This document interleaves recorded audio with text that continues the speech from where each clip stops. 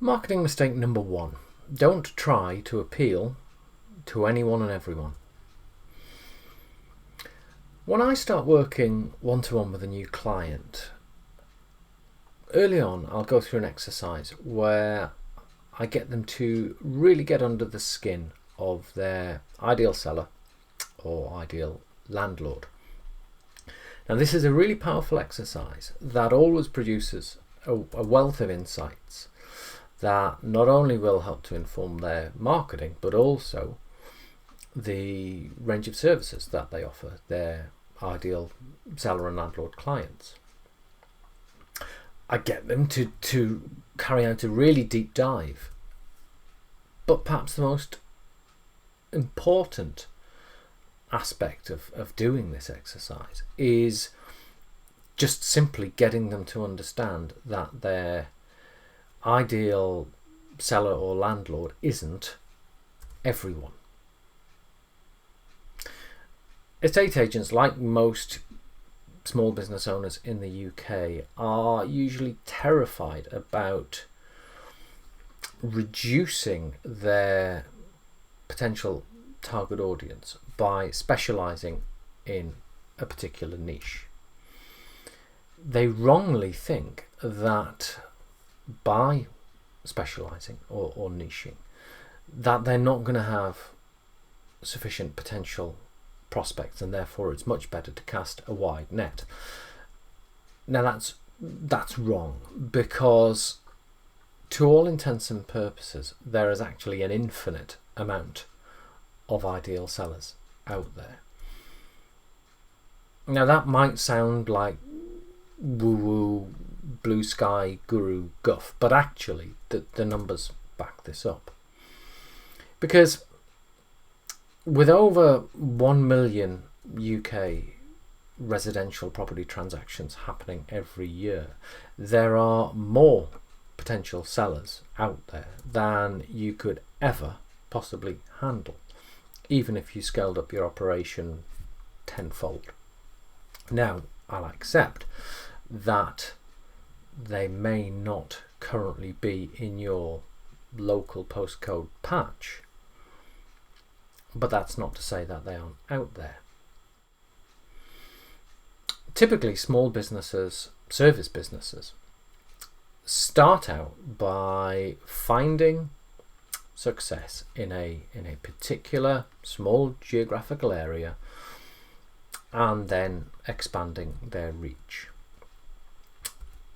If you think about it, love him or loathe him, Sports Direct billionaire Mike Ashley started out with just one independent sports shop in the southeast. McDonald's started out as one diner in California.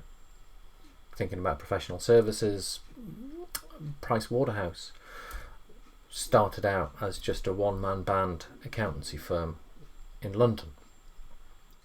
Your first task is to find a group of local sellers or landlords who you like working with, who also resonate with you, and who you can expertly serve. They may have a particular type of property, such as HMOs or apartments or bungalows. They might be at a particular stage in their life, such as upsizing families, downsizing empty nesters, or first-time sellers. Then again, you might choose to focus on a particular small area or estate where birds of a feather flock together. Ultimately, who you choose to serve matters less than making the decision to focus all your marketing efforts on a specific segment of your local market. Once you do that, it becomes so much easier to create marketing messages and offers that actually cut through the noise. It will be far easier to get noticed and become memorable. And given as part of the process you identified people you like working with and who like working with you, the whole process will become significantly more enjoyable and fun. But at this stage, it's worth pausing for a word of warning, because I know the thought that's likely to be running through your head, and I need to put your mind at rest if we're going to move on. It is unrealistic to expect your marketing efforts to work instantly. It's not like flicking a switch.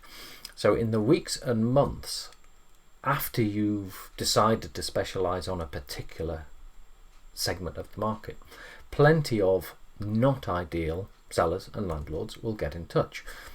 For example, you might have chosen to actively target bungalow owners, but someone might approach you and they want you to sell their apartment. That's absolutely fine. I'm not suggesting for a moment that you turn good business away. Things will take time to start working and filter through as your reputation for serving that one particular segment of the market grows and takes hold. When it does click into place, you'll find that the ratios naturally start to turn in your favour, but there is absolutely no harm in continuing to serve the wider market in the meantime. But crucially, you need to be focusing all of your efforts on just that one particular chosen niche. So, I hope you've enjoyed this video and found it useful.